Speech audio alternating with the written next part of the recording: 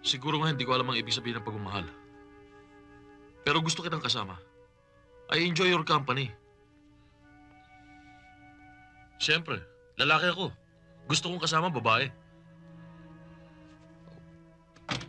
God, ba't kailangan pa ipaliwanag ito? Ang kaso, ang daming babaeng gusto mong makasama. Ilan ba kami sa buhay mo? Okay, o sige, marami sila. Pero ano magagawa ko? Eh sila lumalapit sa akin. Kasalanan ko ba yun?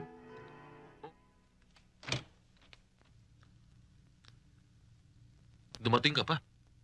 Ayoko makipag-away sa'yo. Kailan mo gusto? Bukas? Hindi ka nakakatawa. O bakit? Nagbibiro ba ako?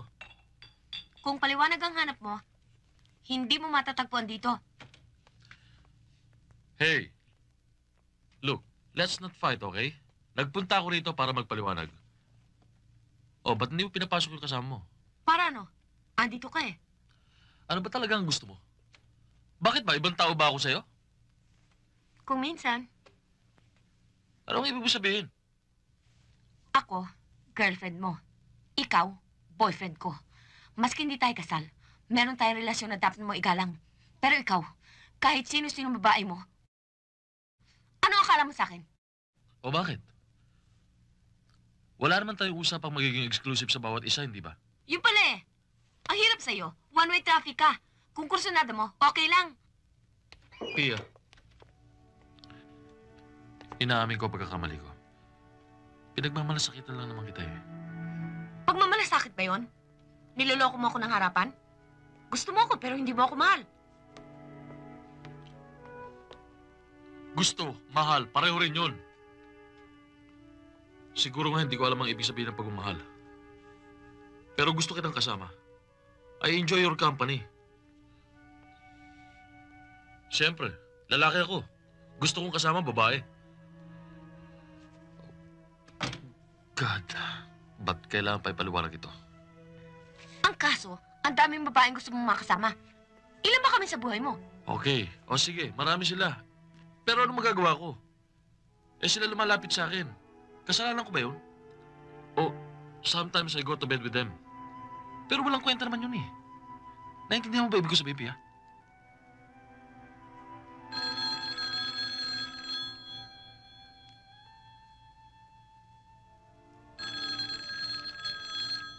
Sana umalis ka na.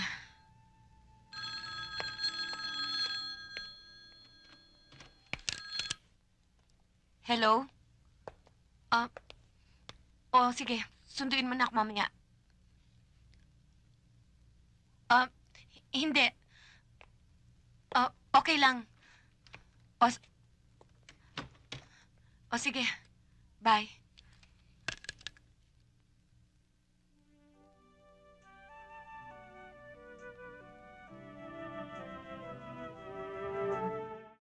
Let's make this short and final.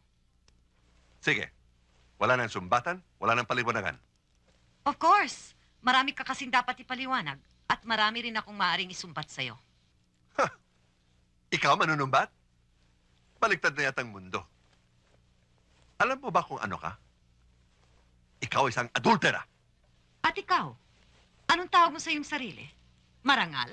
Maginoo? Hindi bali ako. Lalaki ako. What's good for the goose is good for the gander.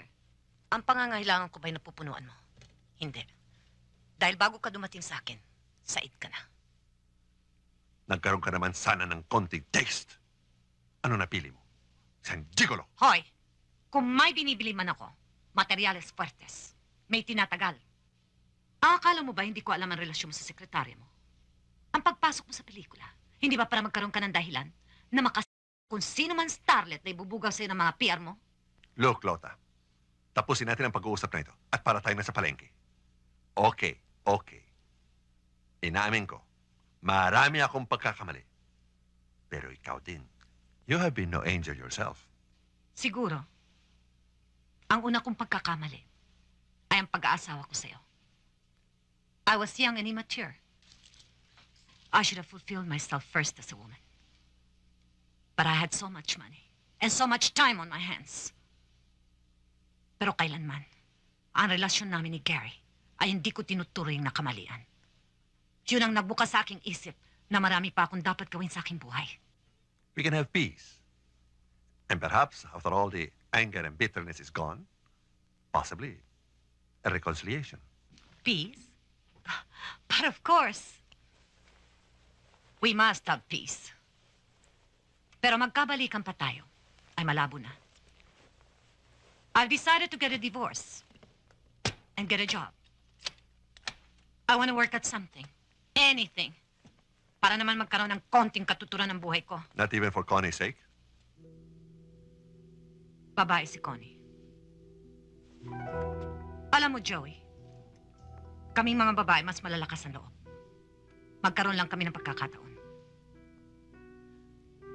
Connie will be all right. I'm sure of that.